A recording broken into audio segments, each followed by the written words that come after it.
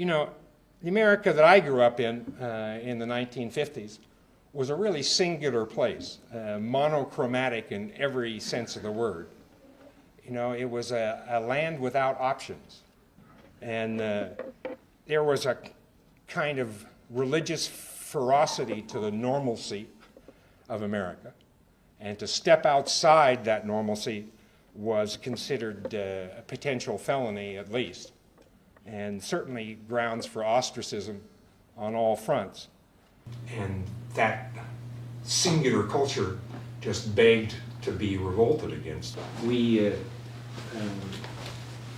recognized that ultimately what we had was an arrogant government that was out of control, a policy that had a life of its own, and that while it was undemocratic, certainly, it was participatory at the same time.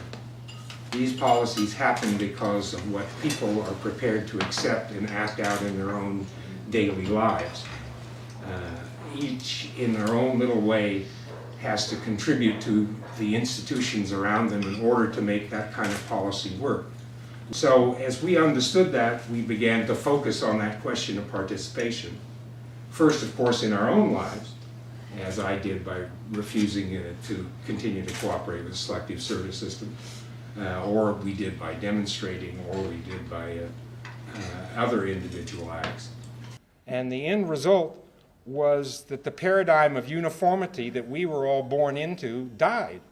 We really introduced the idea to America that identities were something you could choose rather than having them issued to you. And I think that is part of our legacy to pass on. You don't lose by being real. By being the person you have in mind, there is no way to lose.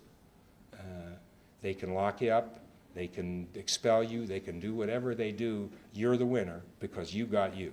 And so the final question is really, who are you? You know, I come from a generation of students that took this personally. We really didn't have much choice about that, because we were, of course, supposed to be the pawns that carried it out, and at force of law would have to, who know how to take orders and how to give orders, accept the chain of command as it's passed down to them, and function without pause, without consideration. You know, there was that myth amongst our generation that somehow if you didn't do anything, or you didn't involve yourself in these issues, that made you neutral. There is no such thing as neutral. Staying neutral is a decision, and it always endorses the status quo.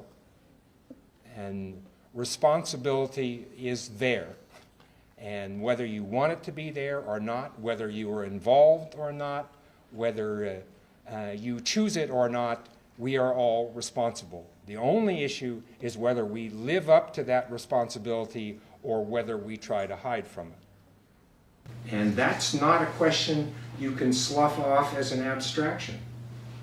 That's a question that you have to answer as an individual human being. You only have values to the extent that you practice those values.